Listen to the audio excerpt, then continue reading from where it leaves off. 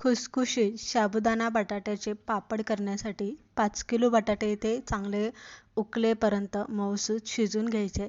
नंतर गरम असतानाच आपल्याला सोलून घ्यायचे आणि बटाटा गरम असतानाच किसणीने किसून घ्यायचा. म्हणजे एकदम मऊसूत असा हा बटाटा किसला जातो. बटाटा किसून झाला की अर्धा किलो इथे 5 किलोसाठी साबुदाणे घेतलेले. साबुदाणे हलकेसे भाजून घ्यायचे आणि गार झालं की मिक्सरला याची पावडर करायची, म्हणजे मिक्सरला याचं पीठ करून घ्यायचं. पीठ जास्त बारीक नाही करायचं, तर थोडंसं असं मोठं भरड ठेवायची आणि हे चाळणीने असं चाळून घ्यायचं, म्हणजे व्यवस्थित भरड खाली पडते.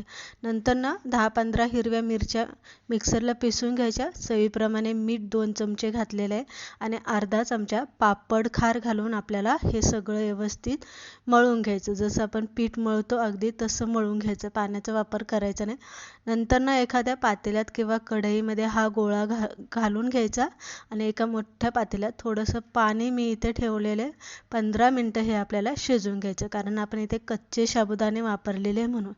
पण इथे जर तुम्हाला असं शिजवून नसेल घ्यायचं तर साबुदाणे कच्चे न वापरता भिजलेले वापरा आणि ते यामध्ये बटाट्यामध्ये मिक्स करा. मग तुम्ही शिजवून नाही घेतलं तरी चालेल. 15 मिनटं शिजवून घेतलं की गरम असतानाच काढून घ्यायचं आणि चांगलं मळून घ्यायचं. प्लॅस्टिकच्या कागदाला थोडंसं तेल लावायचं आणि मग लिंबा इतका गोळा करून आपल्याला असा एखाद्या वाटीने किंवा डिशने सुद्धा तुम्ही हे बनवू शकता पापड, किंवा लाटण्याने असे लाटू शकता, किंवा हाताने सुद्धा तुम्ही हे पापड बनवून घेऊ शकता. पापड बनवून तयार झालेले. आता फक्त 3 दिवस उन्हामध्ये कडकडीत वाळून घ्यायचं. तिसऱ्या दिवसानंतर पापड तुम्ही इथे बघू शकता छान वाळले गेलेले. आता तळून सुद्धा बघणार आहे फुगले की नाही.